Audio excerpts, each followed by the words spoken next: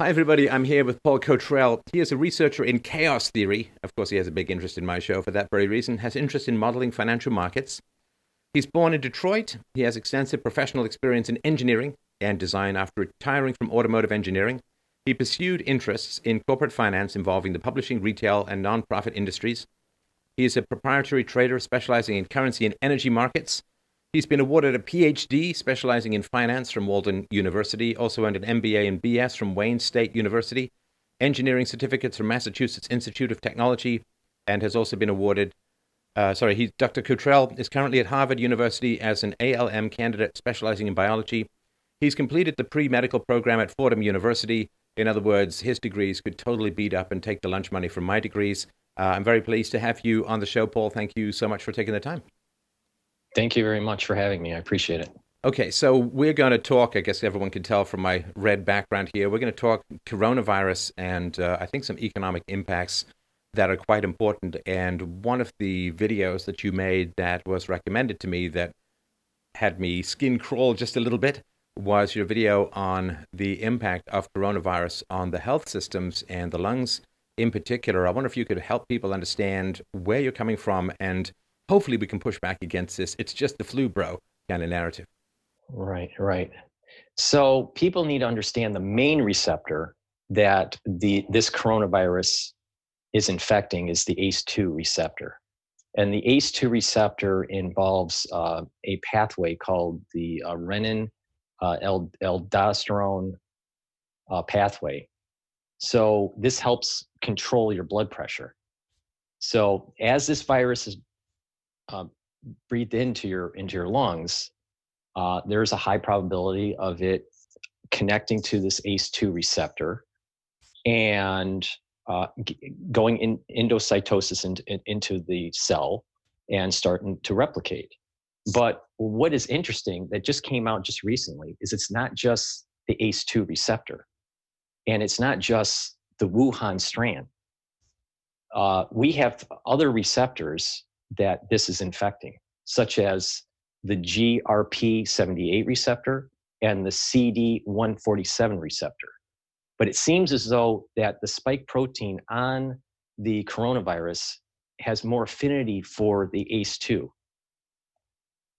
It actually is supercharged when we have a protease called furin in our cell. We have furin in our cells that helps process proteins. Sometimes proteins are made and they have to be cleaved or folded in a certain way to be activated. We have inactive proteins and activated proteins. So furin at times can migrate to the cell surface. If the furin is next to ACE2 or these other two receptors that I just mentioned, it adds 1,000 times more virulence for the spike protein, the spike protein that's on the coronavirus. This I just released 2 days ago. All right. So there's a worry here that once you get infected, this virus is the working hypothesis that we have is that it's not the flu. All right. It is a bioengineered virus. Okay. And this goes all the way back in the research data, all the way as far back as 2010. You can see how individuals were doing restrictive enzyme manipulation in this genome of SARS and bat SARS-like virus. All right. And they were building up what I call the Wuhan strand. This goes all the way back to 2010. They were manipulating it. The reason why they were manipulating is to try to understand what is going on in the bat host and create therapeutics for it, like remdesivir or a vaccine, right? Well, something happened. Many different labs in the world were doing this, all right? Something happened in the research lab at the P4, all right? And they had a supercharged version of this where they took bat SARS-like virus, and they took SARS, and they copy-pasted the virulent parts of their genome into a substrate, and created a new genome that also tweaked it with HIV. The HIV component of the S protein comes from something called the GP120. It's the glycoprotein 120 from HIV. And there's 3 inserts, and there is 1 insert for GAG. GAG is tied into the capsid. The capsid is the circular structure of HIV. All right, the main the circle of it, if you want to call it that. So with that in mind, over time, as it leaked out of P4 and it's been spreading around the world, we have about 35 or more sequenced Wuhan strands. All right. And it has branched off. There's been one that has branched off called RATG13.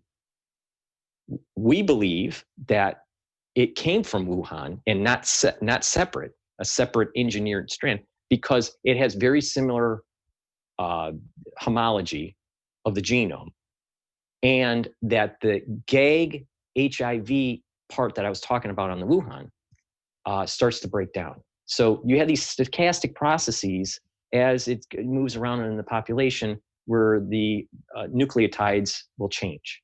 And if you have enough nucleotides changing, your amino acids will change in the protein. So you have these stochastic processes that happen during just normal mutation. This right? is the high mutation capacity of the RNA, is that right? Right. So what happens is that we have this virus is an RNA virus, and when the RNA virus gets into the cell, to prove your point, it gets into the cell and it starts to create a protease. A protease that it creates is 3CL. And that 3CL helps to fold the replicase. That replicase is what starts to make the proteins off of the RNA and the RNA duplicates of the RNA. But viruses mutate a lot, primarily because the replicase is not very good. It's not like our polymerases where we have checks, proofreading mechanisms. So higher organisms will have proofreading mechanisms if things aren't working right. Well, these replicases or polymerases, it's the same word, same thing. But basically these replicases, they make a lot of mistakes. But in the world of natural selection, that can allow for attenuation, the weakness of a virus, or it can allow sometimes more virulence. And this is why I'm concerned about the 3 receptor issue. I call it pinballing, where over time, even though we have high virulence with the ACE2, over time it's going to attenuate. But another wave could come because of natural selection, and it gains affinity to, let's say, CD147 or GRP78. So your listeners can see that this can be pinballing back and forth as it's going around the world. Well, this is something I've sort of interrupted, but this is something that I've really tried to emphasize in my presentations, knowing, as I have studied quite a bit of the medieval history of the Black Death, it came in a series of waves. People think of a plague as like one big Albert Camus kind of peak and then a trough, and then it evens off, or maybe it stays kind of low grade in the population. But if you look at the 1819 Spanish flu, yes, we're going to call it the Spanish flu because we're sane. The Spanish flu came in a small wave, a large wave, and then a smaller wave.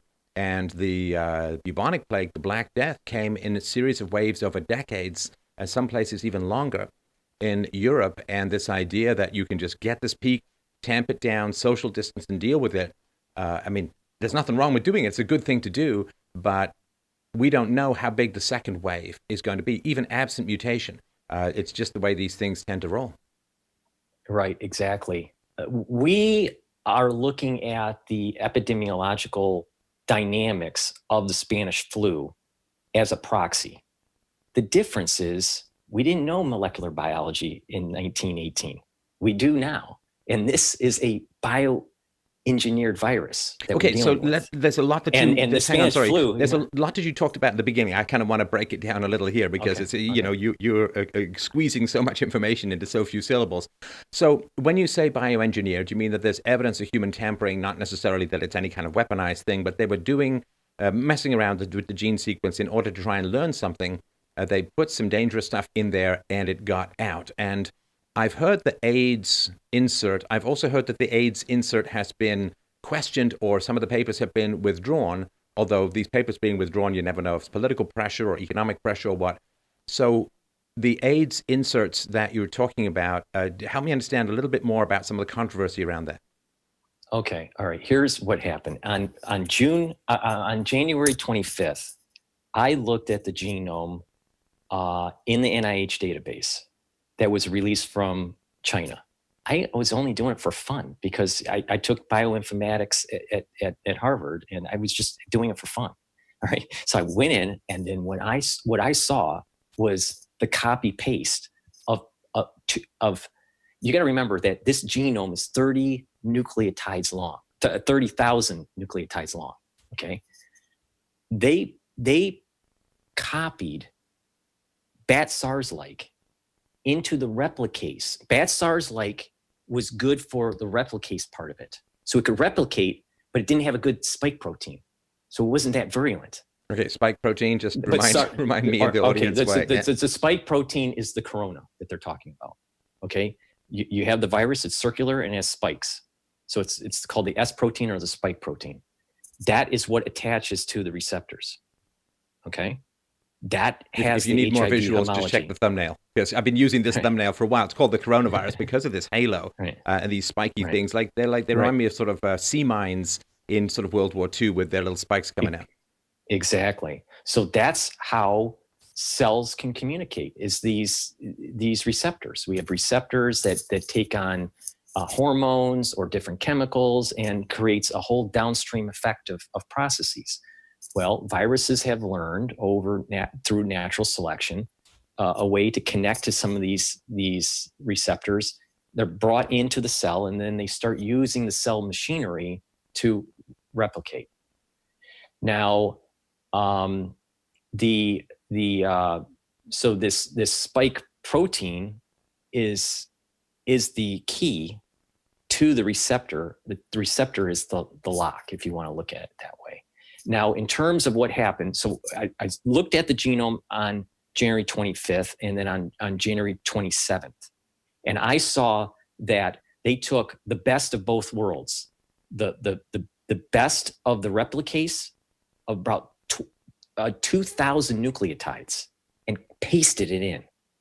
That's not zoonotic.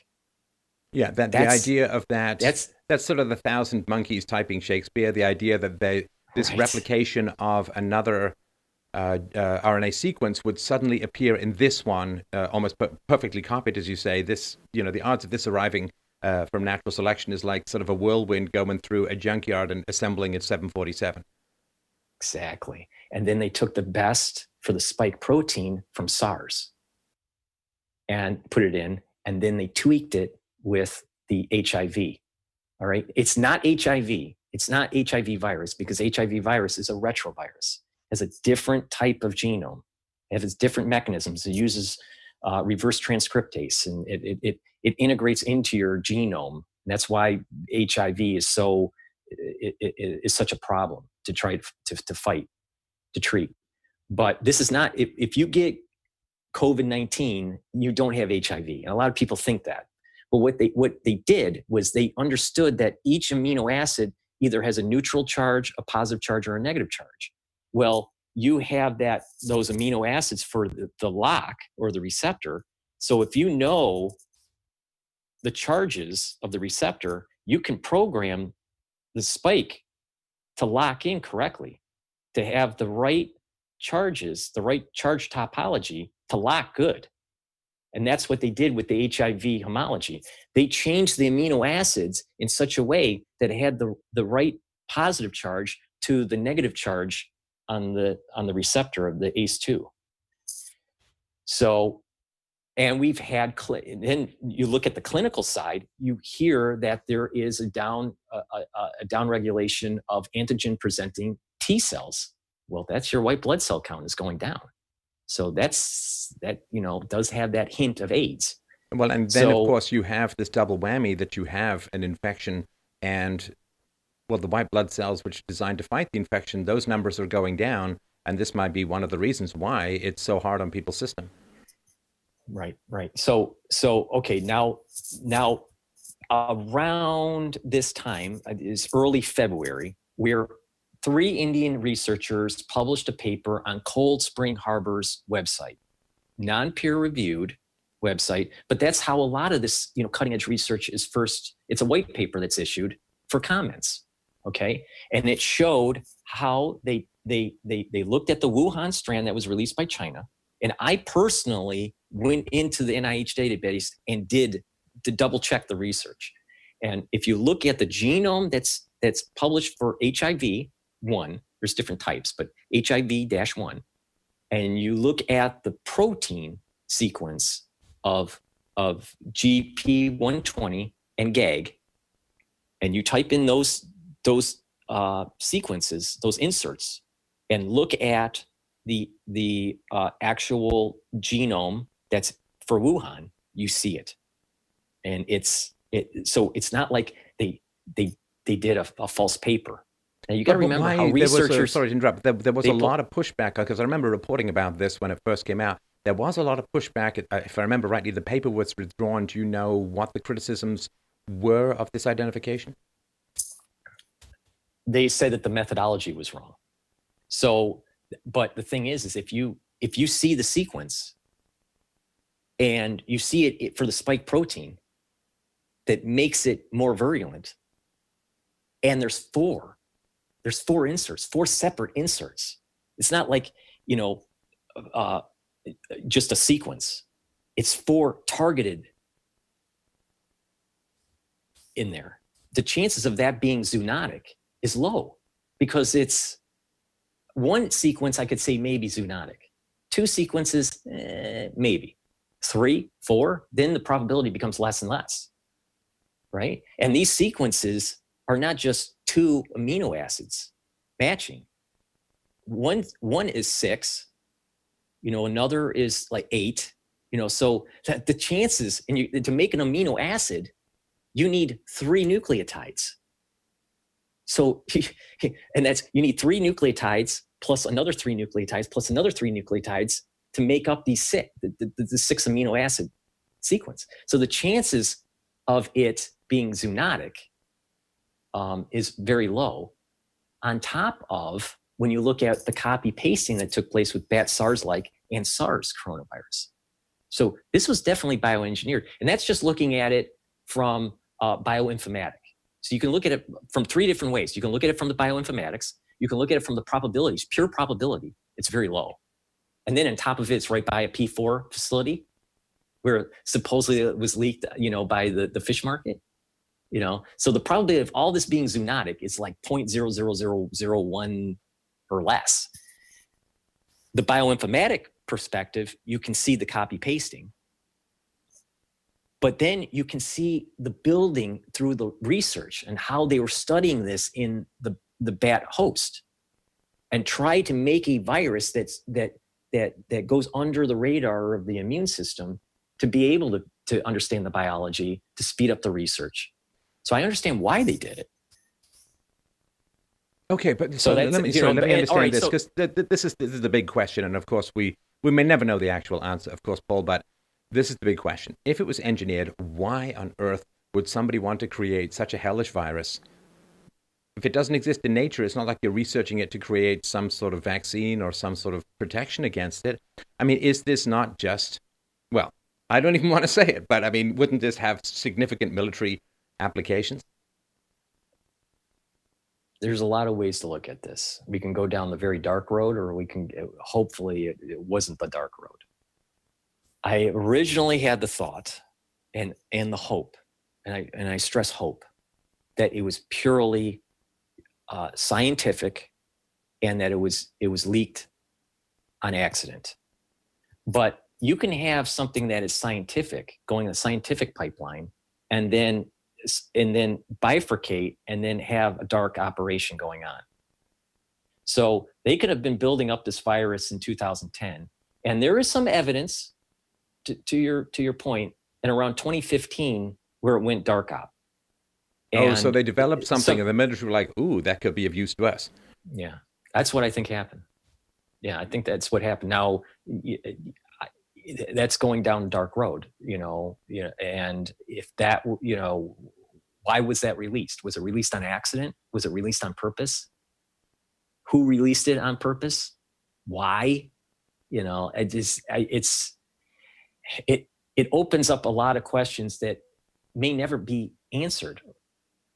But I understand why it was being developed in 2010 all the way through, up to, lots of labs were working on coronaviruses, to try to come up with a SARS vaccine. I mean, that's well known.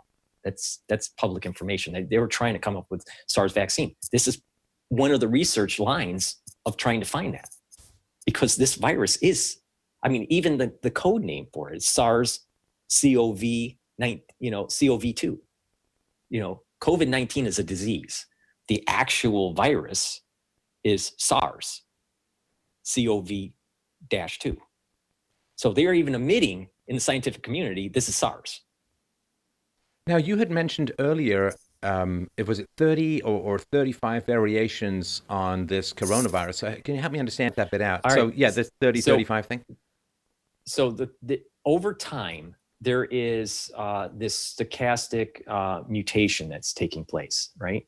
So when that happens and people get infected in different areas, they have been sequencing. So the last I looked was last week, and there's over 35 Wuhan strands of this. So there's the California one, there's the Illinois one, there's Hong Kong, there's South Korea. So there's okay, but so what do you mean by strains? Variations on a theme, but would the same vaccine work against all of them? The genome is so similar. The genome is so similar, you can call them the same. They're from the same family, from the same lineage, and that the therapeutics, high probability that they would work for that family. But the when you say therapeutics, because there's two. There's the actual targeting of the illness. There's a bunch of Australian researchers who found, I think it was a drug that deals with malaria, and I've also heard the AIDS drugs or HIV drugs work. So there's two therapeutics, right? One is just get oxygen into the lungs, which is the intubation, which is the oxygen mask, and so on. And then there is the actual targeting of the virus. And so you're saying even though there are local variations, the same medicines might target, or probably would target, the same variations of the virus? Yes. When I say therapeutics, I'm saying like remdesivir, antiviral medications. I'm not talking about ventilation, but that is a therapeutic also in definition. But okay. But a pharmacological therapeutic.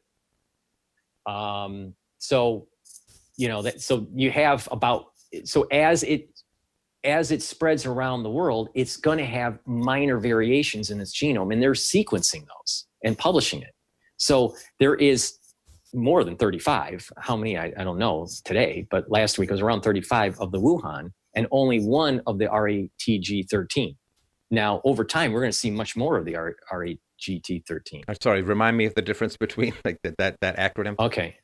Okay. So I don't know what the acronym actually stands for. That's just the code. That's the code that they have. So you have this is what I think happened. You had a bioengineered virus that leaks out of P4. It's Wuhan.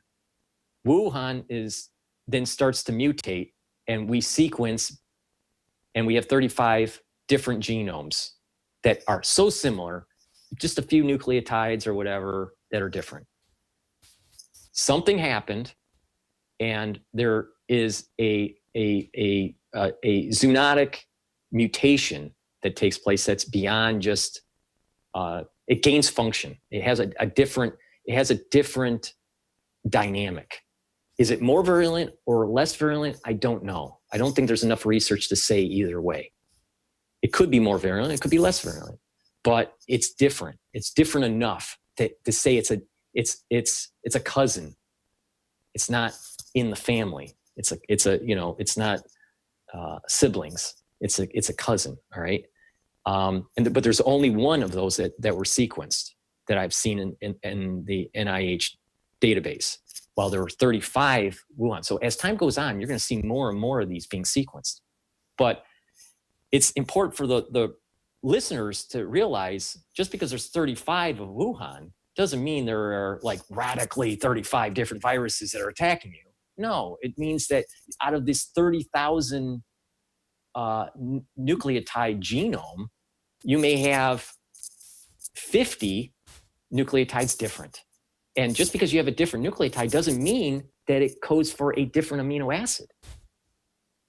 So you have to have enough mutation that takes place. So my concern here, Paul, I think everyone's concerns, is if it starts to drift even more, you're going to end up with like the common cold or the flu, wherein there's just enough variation, at least with the flu, right? I mean, how do they get the flu vaccine every year? Well, they just kind of guess how it's going to mutate the next year and try and figure out what spectrum to apply there. Because if it starts to drift even more, and given its replication rate, given the non-asymptomatic transmission rate and so on, seems to me it could be kind of likely.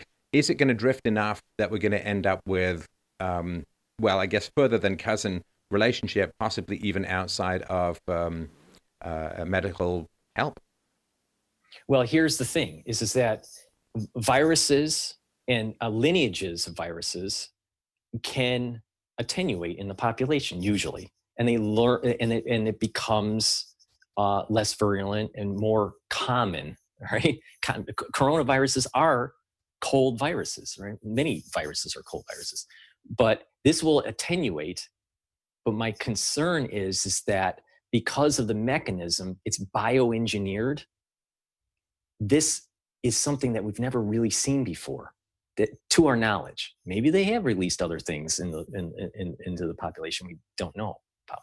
But let's assume this is the first bioengineered virus that really leaked out that has this level of lethal, or virulence. My concern is, as one receptor affinity starts to attenuate, another receptor affinity starts to get stronger. And this is where I'm worried about that second, third, fourth wave. I believe that just with Wuhan, I don't know about RATG13. That's really new. That was only sequenced February 24th. That it will attenuate, and we'll have this big spike, and then we'll have a secondary and a tertiary, and this duration is going to be 18 months, using the proxy of the dynamics of the Spanish flu. All right. There was a secondary and a tertiary wave. But again, that wasn't supercharged. We have a supercharged situation where it's designed to pinball back and forth. That's the way it looks like it was designed for. So as it's attenuating for one set of tissue receptors, it's going to attack other tissue receptors. And we don't know what the clinical presentations are. This thing could be 20 months, die out, and then rear its head up again in 5 years. Because, it learned to just kind of live in the population. Just because no one's sick or seems sick doesn't mean it's not around, right? It's just, it has a low viral load on the body. Well, but then is there enough of a mutation that takes place that bam, it pops up again? Right. And this goes, to me, Paul, some way towards explaining two other things. One, of course, is that there have been some, I'd say, fairly significant evidence of reinfection rates up to 14%, which is not good. Now, some people are saying, well, it was an error in testing and so on. Yeah, maybe. But if you've got this mutation that's looking for these new receptors, and reinfection rate seems somewhat plausible. And, well, tell me if this is a correct way to look at it, that it would also go some way towards explaining why the damage appears to be quite significant in some people. I've seen reports of 20 to 30% loss of lung capacity, of a brisk walk causing people to sort of run out of breath after they've had the virus. I've heard other reports of the heart ailments that can come out of this. And these things are not much associated with the flu or the cold, of course. Is this part of what we're talking about? Yes. See, people need to realize that the ACE2 is not just in the air sac cells; it's also in your myocardium. So we know through clinical presentation that individuals that have diabetes, and this is my big point about America because we're unhealthy, but diabetes, heart disease, liver issues, especially, liver cirrhosis, drinking too much, that sort of thing, or kidney dysfunction, they all have ACE2 receptors because they use it for hormonal communication, for homeostasis. So this virus is using that, and it can shut down the heart or turn down your kidney function. So it's not just lungs, but you can get it into your lungs, and then you get that viral load. It takes a little bit of time. It starts multiplying. It exocytoses out of the cell, and it's all over the body. And it moves. If it's not treated, it can move towards like sepsis, where you have multiple organ failure. So if people are already compromised with a low immune system, diabetes, and again, that GRP78, that's glucose receptor protein. So glucose is involved in this. So this, but that's a chaperone protein within the cell. But if we're stressed, if a cell's stressed or tissue stressed, it will upregulate that and turn into a receptor. So if you already have a compromised immune system, you'll upregulate GRP78, and that virus can get it. Virus can use that as a window to get into the cell. Okay, so it seems to me that the scientific community, if what you're saying is correct about the evidence for it being bioengineered, it seems to me that the scientific community should be front and center with this, talking to people about this being not something that's just evolved, not something that just drifted from bats to people, but given the evidence that it is a bioengineered virus, this should be front and center because, as you say, this is unprecedented. Why do you think more people are not coming forward to talk about this? Well, it goes back to the 3 Indian researchers. You got to remember that researchers, they get their grants from the government. All right. And you're not going to say things that will upset the apple cart for your funding, for your lab. Right. So that's one component. People are afraid because of the way the grant system is for research. Second, it shines a light on how dangerous some of this molecular biology can be, and the lack of protocols and the hubris of the scientific community. If we don't have the correct protocols at level 4 labs, the BSL-4 labs or the P4 labs, these things can leak out and cause major havoc. Well, sorry to interrupt, but even in a first world country, not to say that China's all third world or anything, but even in a advanced country like Canada, we had a bunch of Chinese scientists kicked out of a lab in Winnipeg. So, I mean, it's all well and good to have protocols, but if you have people who may be compromising those protocols for reasons of outside influence, it's like, well, that's all the great protocols. Doesn't really matter. It's like putting your big long password up in a Post-it note on your monitor. But there could have been a protocol to prevent the leakage of material coming out of the lab. And there's the problem is that not only could have been just an accident leak, but there could have been a purposeful leak, an espionage leak, because you can use a bioengineered virus and turn it into a weapon very easily. So, so protocols, are not just the lab protocol, but also how to prevent people from stealing material. I think that's weak also, but it shines a light on some of the things that are happening in dark operations in these labs. And I don't think people really realize. I mean, maybe they realize it with the nuclear, age and the nuclear, Los Alamos type technologies and stuff like this. But I don't think people really realize all of the things that are happening with these labs and how they're tinkering around with genomes and making chimeras, and I don't think the average person really understands it. Well, because the Especially phrase with that's always, CRISPR. the phrase that's always used is playing God, but that's actually not quite accurate. It's more like playing Satan. Sorry, you were going to say something about the Right, CRISPR technology. right. Well, right, exactly. It's like, I agree with you, like playing Satan. There's a hubris in the scientific community to think that and this is where the chaos theory comes in. They have a hubris thinking that they can contain it, that they know better, that they have the protocols or the knowledge to understand what's going on, and that everyone will be safe. But then some black swan event happens, and it creates a thunderstorm of activity that could not be predicted, and the whole system goes in chaos, and eventually it will reach equilibrium. But I love the movie Jurassic Park. I was just thinking of the Jeff Goldblum character with the and water on the hand and which way it goes, right? Well, no. It was when they were in the dining room, when he said to the guy that created Jurassic Park, the older guy, and he basically said, your scientists were so busy trying to do it. Oh, I'm sorry. I remember the quote, kind of annoying me. They were so busy wondering if they could, they never thought whether they should. Exactly. And this is where philosophy comes into this, is that asking that question, are we too hubris to be messing around with this stuff? And if so, what sort of procedures, policies, checkpoints could be put in place? This philosophy has a lot to do with solving this problem, because there's this hubris in the scientific community that they know all.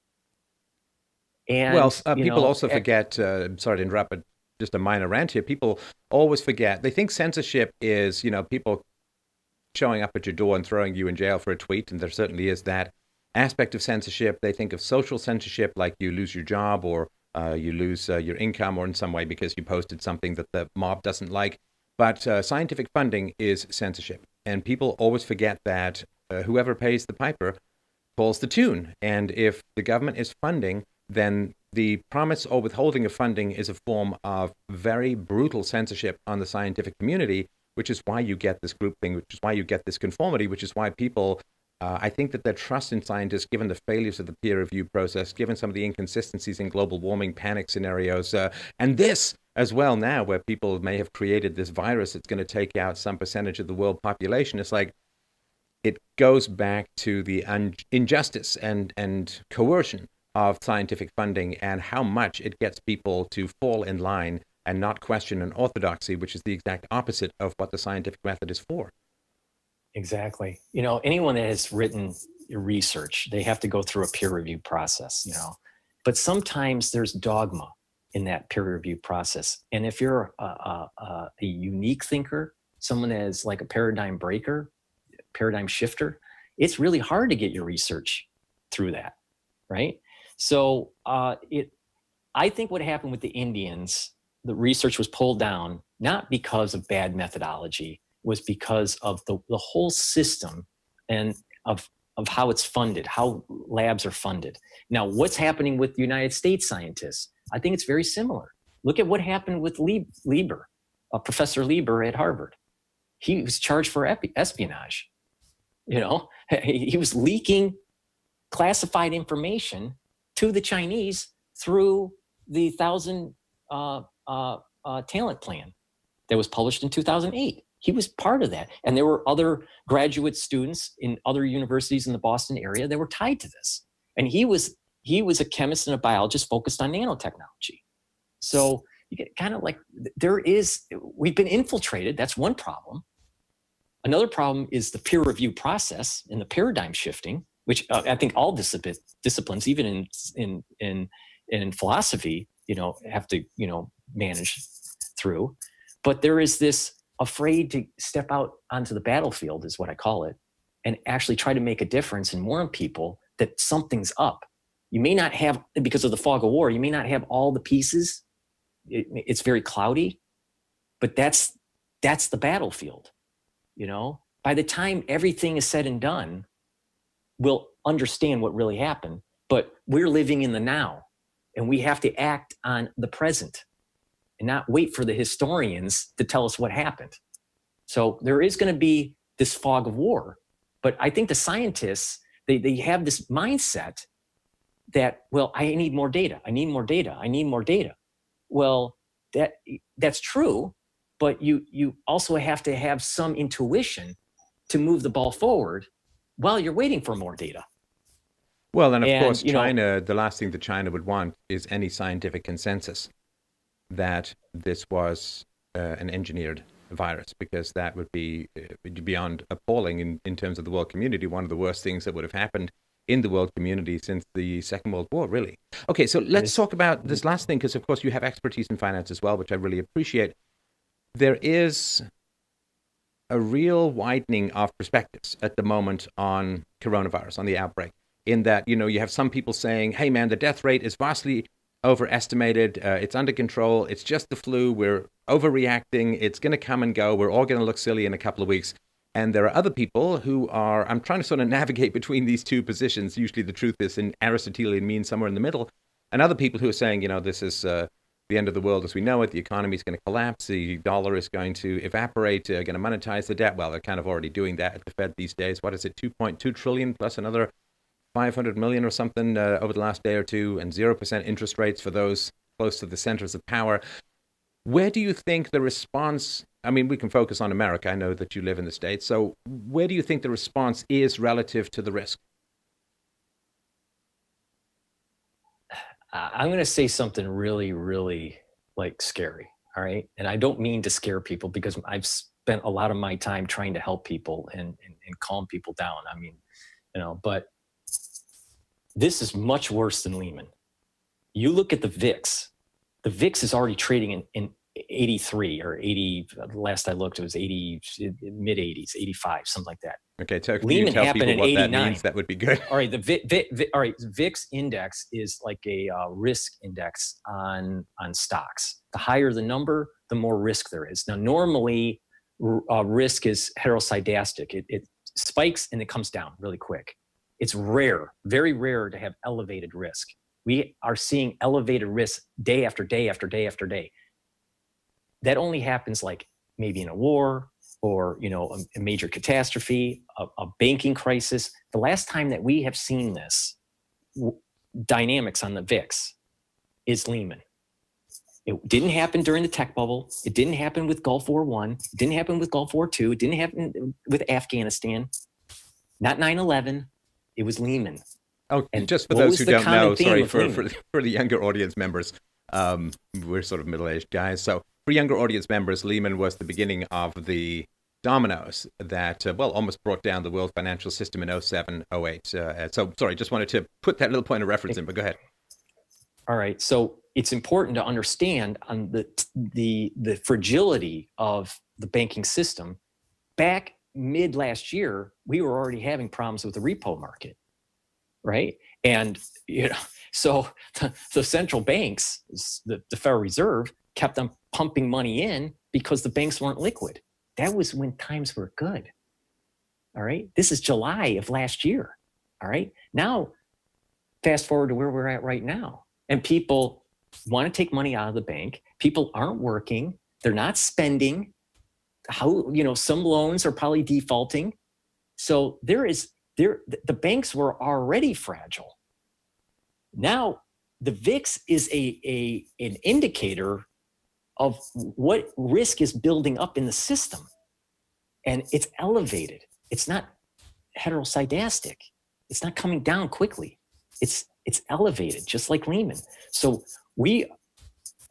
I really believe that we are in 1929 or worse, because 1929, it was about fear, about markets. This is a virus that's shutting down the economy. And the virus doesn't care about how much money is pumped in by the Federal Reserve. It has no transmission connection to that.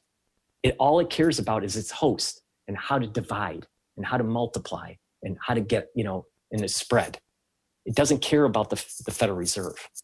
The problems that we had with 1929 were somewhat agricultural. and and stock market related. Well, That could be. it was a lot of policy problems, and that the Well, lever that that too. causes They the made a lot problem of you can use to solve the problem. And so, given that they were That's true. flooding the But market with funny money, given that they were manipulating interest rates, at least you have a lever that can undo that kind of stuff. But which, of course, they didn't do. The 13-year Great Depression we have a culminating in World dynamic War II. But as you point out, yeah, this is not a policy issue. Now, policies have made it a bigger problem than it should be. The fact that they crushed down interest rates, the fact that they did bail out all of the financial companies, the fact that back in 07, 08 meant that they didn't rationalize the system, the resources were still trapped in a lot of these zombie companies and bad management, the fact that companies have been using these crazy zero interest loans and these bailouts to buy back their own stock and retire wealthy. So there's been a lot of policy problems that have meant there's not a lot of resources available to deal with this virus. But as you point out, yeah, the virus doesn't care what the interest rates are. So now that everyone's in the mess, policy is not going to be able to solve. I mean, other than, to me, a laissez-faire policy would solve it, but that's not about to happen. But you're right. Yeah, of course, it doesn't respond. It's not a political animal. Right. It's important to understand that the virus is going to burn through the United States. It's going to burn through the world. All right. And it's going to last for 18 to 20 months. This is not 4 weeks, 3-month thing. It's 20 months. The level of activity of the virus, we don't know. It's going to be spiky. All right. But the actual amplitude of that spike, we don't know. But because of the health conditions of North Americans, especially in the United States, we're unhealthy people. Half of the population is unhealthy / geriatric. And this is the problem, is this virus takes advantage of that. I'm probably stepping out on a limb here compared to other people, but 165 million Americans are going to be infected with this virus in 20 months. Most of them will have mild cases. 1/6 of the ones that are infected will have severe case. 25% of them, which is about 6.9 million people, will die from complications of COVID-19 because of the health situation and the geriatric component. So, like, for example, to try to bring it down to reality of what these statistics say, my mother's 73. She has severe COPD. She was a long-term smoker. And severe COPD. She gets this virus, in 3 days, she's dead. That's what that means. My father, he's 76. He has some elevated blood pressure controlled by statins. If he gets it, probably in 14 days, he's dead. That's what that means. And there's a lot of Americans that have parents that fall in this category. So it's not out of the realm of possibility of what I'm saying. So that's why trying to shut down the society, almost biblically in a way, the 40 days and 40 nights, as the angel of death comes through and let it burn out. And then the population can, try to rebuild. But unless they come out with a therapeutic, a pharmacological therapeutic that cuts it in its tracks right away, I really believe that we could see 6.9 million people die in the United States from complications of COVID-19 because these diseases they have, they can't take the viral load. Their system is so compromised, they can't fight the infection. Now, people like you and I, we're relatively healthy, we probably can take the hit. But what does that mean when we're in our 60s or 70s? When this next round happens, we're going to be just like our parents, with the ailments, the heart diseases. Because remember, this thing attacks the myocardium. So it's a problem. So that is the virus part of it. then you can just imagine the shutdown of the economy as the deaths are happening, and the need for quarantining, or what they call in New York, shelter in place. So, but the economy is going to be shutting down, and the supply chains are going to be shutting down, and you're going to have 50% unemployment. This is going to be worse than the Great Depression, and worse than Lehman. So you're going to have deaths and a complete destruction of the economy. Now, what will happen, I believe, is that people will be so scared, and this is where 9/11 comes in. The people that have been listening to my channel, 9/11 happens, people get scared, and the Patriot Act comes into place. And that set in motion a ballooning of government, where it created a TSA, the Homeland Security, and all these, surveillance kind of technologies, FISA courts, and all this. And we know about the abuses that can happen with an over surveillance. And even your channel talks about that have happened. Yeah, right, exactly. But even your channel, talks about the big eye in the sky, right? Yeah. So but what will happen is something similar to that, what I call the Bio-Patriot Act, will be instituted. And it will force decashing. And decashing has been on the books, at least in the working papers at the IMF, where they don't want coinage. They don't want bills. They want all of the money supply in the banking system. You can't ever take it out. Never have a bank run. So if the virus can be spread on dollar bills or coins, people will have the fear, just like they had during 9/11. You know about, the psychology of fear, right? And the cortisol levels go up, and people just want a solution when they're in fear. Well, the government will say, well, the solution is decash. We won't, and we'll have a blockchain type technology that the central bank issues, and we are now in a 100% digital currency. Well, then you add in the social scoring, you add in forced vaccinations, that are tied into the Bio-Patriot Act. And then if you don't get your vaccine, you can't get your money out, you can't get your job, and you can see the total, totalitarianism that will take place with this Bio-Patriot Act rolling out, because of this virus causing such havoc in the economy. So it's almost like people if will be so scared. This scenario, if it plays out, the ball, of course, it's almost like China is spreading totalitarianism through a virus. Yes, in a strange way, it is. This virus seems to be, carrying the Chinese flag, the CCP, the CCP flag. Yeah, in a strange way that we will see. You can see it now. It'll first start with socialism, and then it'll go to totalitarianism. And the socialism policies that we're starting to see take place in the United States right now. Here's a check. Here's a grant. Here's this. Here's that. It's almost like Atlas Shrugged. People need to watch the movie or read the book. It's a big book, so it's going to take a little while. Hey, but, people got time these days, man. But the thing is that you're starting to see people bugging out. You hear about technologies that could maybe supplant combustion engines. There's a lot of similarities. They had the special coin in Atlas Shrugged. This is kind of like the decashing thing. There's a lot of similarities. How Ayn Rand knew this, if it was the Akashi record or what, I don't know. But there's a lot of similarities in that book and what is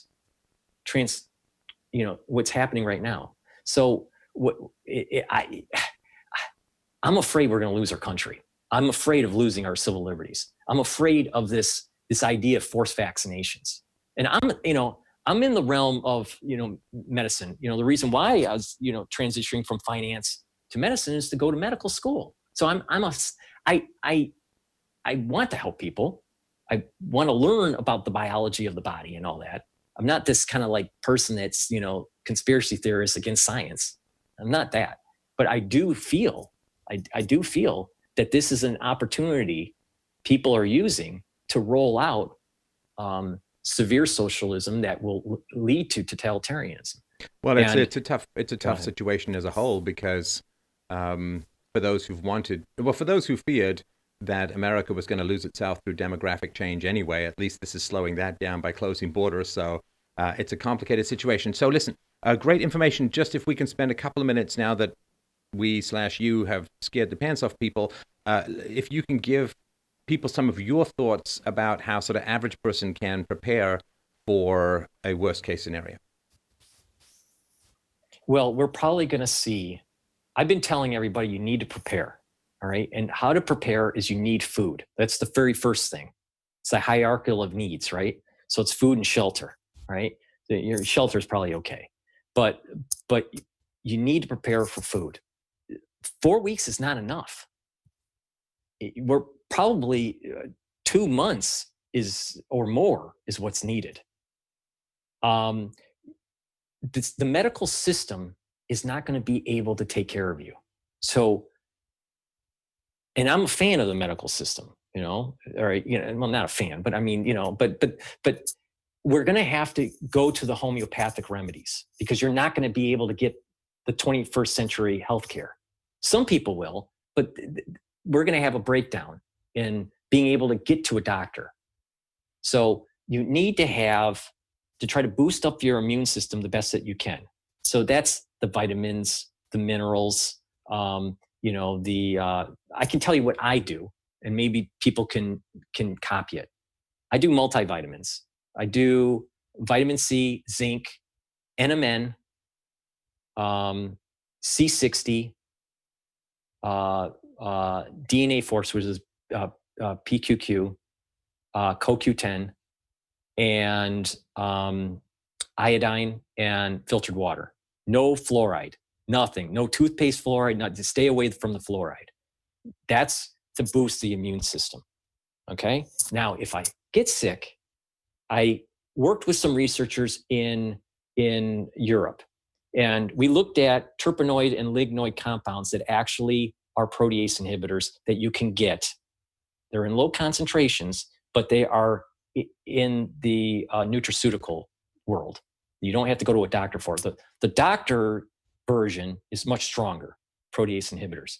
But if you purchase if I get sick and I can't get to a doctor, I use forskolin, relora, calendula, licorice root, and birch bark. They're known to be antiviral. Okay, and there is scientific studies that some of the compounds that are in these kill coronaviruses in vitro, outside of the body, in petri dishes. So taking that, and then the cytokine storm that can be created if you get reinfected. So sometimes if you get reinfected, it may cause an overreaction of the immune system. You have to calm that down. So anti-inflammatories like turmeric or rosemary, those compounds will help calm it. But you got to take a lot of it because it's not the medical grade. So you have to, take a lot of this stuff. But there are means on the homeopathic realm if you can't get to a doctor. And that's important, is to get those in your home for your family, just in case you start getting sick and you don't have anything. The colloidal silver realm or the nano silver realm will also help to boost the immune system. All right. And are known to be inactive. I got to be careful the way I'm saying this because of the current climate. Known to inactivate pathogens. So, and the government, and I know this for a fact, Homeland Security is going to ABL. ABL is one of the main labs that make nanosilver to buy big purchases of nanosilver.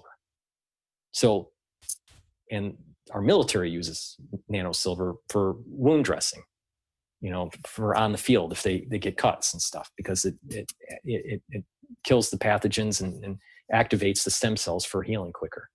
But those are some of the things that you can get in your toolbox. But you also have to prepare with the toiletries and the feminine hygiene stuff. And, a lot of people don't think of this or just overall hygiene products that you might run out. You may only buy, 1 week's supply of shampoo or conditioner or whatever. People need everything that you buy that you typically need, you need 2 months worth. And that causes, the problem is that causes supply chain disruptions because there's this big spike of demand. So, for me to help people and tell them to go and buy 2 months supply is actually, in a strange way, a negative feedback causing a problem for supply chains.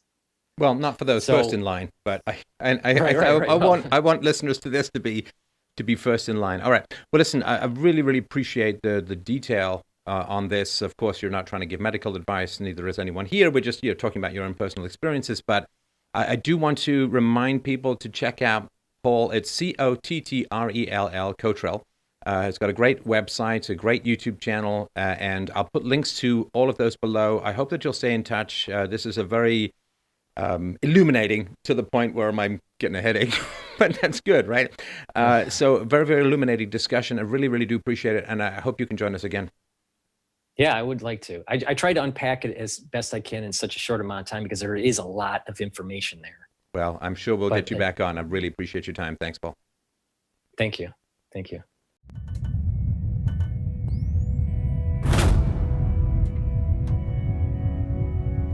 Well, thank you so much for enjoying this latest Free Domain show on philosophy. And I'm going to be frank and ask you for your help, your support, your encouragement, and your resources. Please like, subscribe, and share, and all of that good stuff to get philosophy out into the world. And also, equally importantly, go to freedomain.com/donate to help out the show, to give me the resources that I need to bring more and better philosophy to an increasingly desperate world. So thank you so much for your support, my friends. freedomain.com/donate.